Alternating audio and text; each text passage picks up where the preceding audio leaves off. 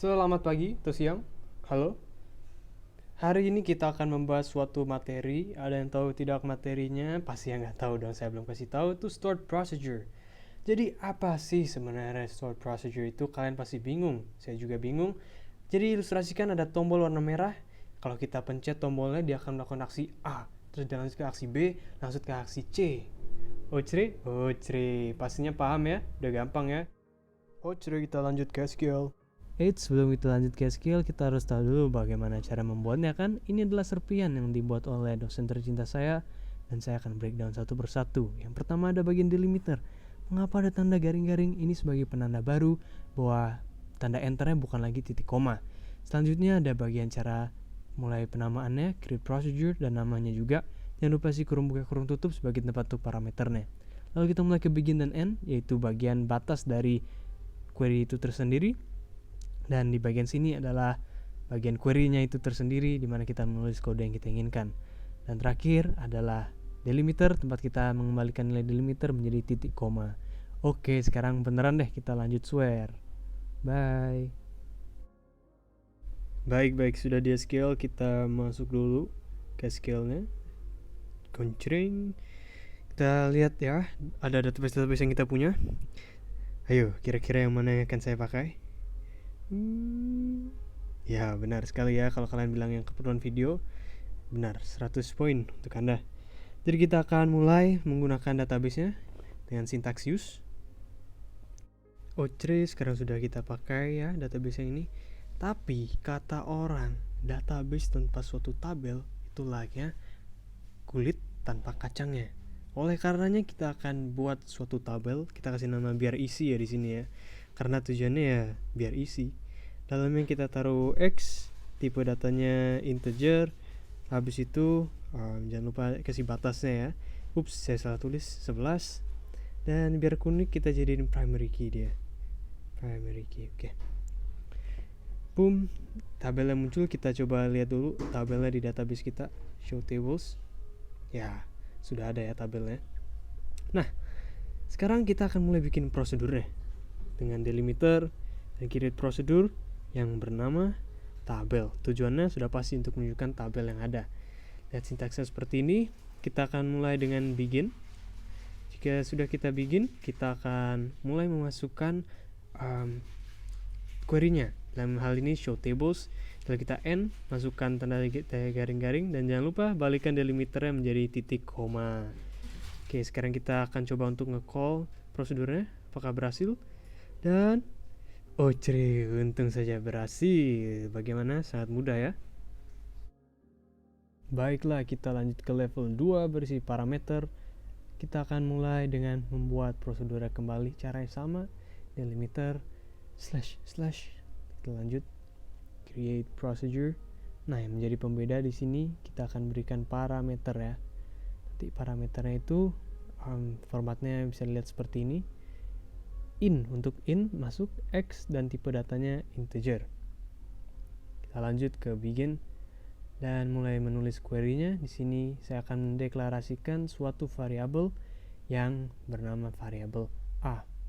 Untuk apa? Nanti kalian lihat ya, ini tipe datanya integer. Lalu kita men-set nilai dari A itu sebagai nilai dari X dikali dengan 3. Nah, dengan begini kita bisa memanggilnya nanti di sini select A. Oh, salah ya, A kecil. Nah, Ocre. Lanjut. Kita akan end prosedurnya.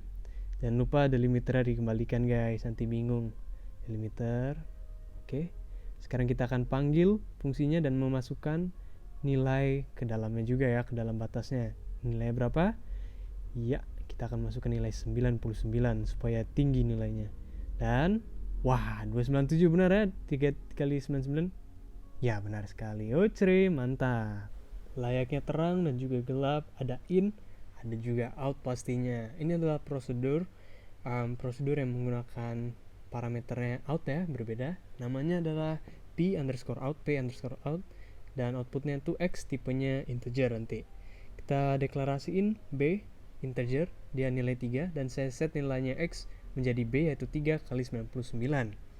Sehingga seharusnya jika kita memanggil fungsinya, memanggil prosedurnya di sini, kita call p_out dengan kita kasih variabel universal @d ya. Kita coba. Wah, sudah berhasil masuk nilainya ke @d. Sekarang kita coba melihat nilai di dalamnya. Apakah berhasil? Benar sekali. 297. Tepat. Abang, bagaimana kalau kita gabung in-out-nya? Tentu saja bisa juga. Di sini kita menggunakan prosedur yang parameternya in sekaligus juga out. Kita beri nama p in-out dan input-outputnya nanti x dengan tipenya integer ya guys ya. Nanti nilai x ini akan kita jadikan x dikali a, atau apa? A itu yang dideklarasikan di atas dengan nilai 3 ya variabelnya. Oke, tanpa lama-lama kita untuk memulainya harus mengeset nilai dari variabel globalnya ya. Kita beri persen @d di sini, sorry. Kita kasih value 99 and then kita bakal call prosedurnya itu tentu saja p_in dan juga out. Di dalam kurungnya kita akan masukkan variabel global kita yaitu @d. Kita coba enter. Oke, berhasil ya query oke. Sekarang kita akan lihat apakah nilainya sudah benar di dalamnya. The moment of truth, benar. Mantap jiwa, ini juga berhasil. Oke, tapi bagaimana yang penerapan aslinya kakak? Oke, ini dia dah saya tunjukkan kalau gitu sekalian penerapan dalam dunia tanda kutip asli. Kita lihat ada show tables ya. Jadi skenario-nya di sini kita punya toko CD, kita menjual CD. Dan di CD ini kita mau ketika kita memasukkan ID CD dan juga jumlah yang terjual, tabel dari stoknya itu akan berkurang langsung. Bagaimana caranya? Kita simak sama-sama. Caranya tentu saja dengan membuat stored procedure tersendiri. Saya akan membuat prosedur ini dengan nama jual CD karena memang menjual CD ya. Dan parameternya ada dua-duanya input. Yang pertama in ID CD, tipe datanya integer, dan yang kedua itu in jumlah yang terjual, tipenya juga integer ya, karena untuk dihitung guys pakai integer guys. Sekarang kita lanjut, tulis begin, mulai seperti perang ya. Kita akan deklarasikan dua variabel. Pertama deklarasi variabel w dengan tipe data integer, dan deklarasi variabel x tipe datanya integer juga. Fungsinya pasti kalian bingung kan kenapa? Nah, kalian bisa lihat di sini. Yang pertama untuk variabel yang x ya. Untuk yang x ini saya set nilainya. Nilainya apa? Nilainya itu dia akan ngambil jumlah stok sesuai dengan ID yang dimasukkan. Bagaimana caranya? Ini bisa dilihat query-nya. Ini query dasar ya. Select stock from TB CD where ID sama dengan ID CD. Titik koma jangan lupa.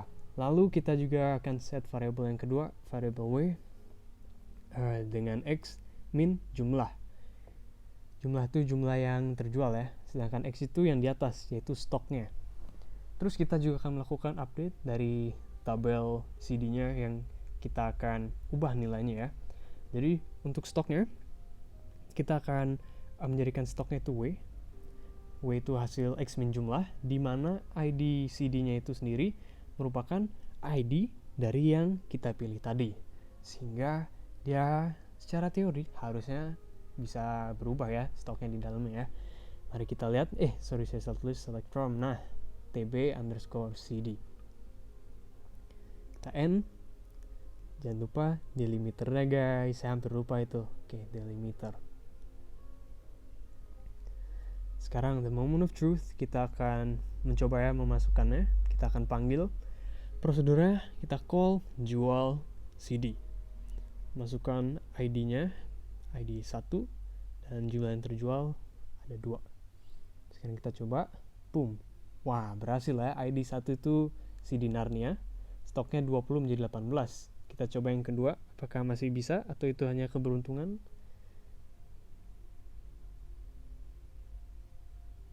Ya, berhasil juga rupanya guys. Terjadi penurunan di stoknya.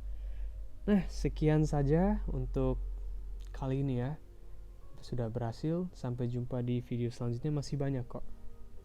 Bye bye.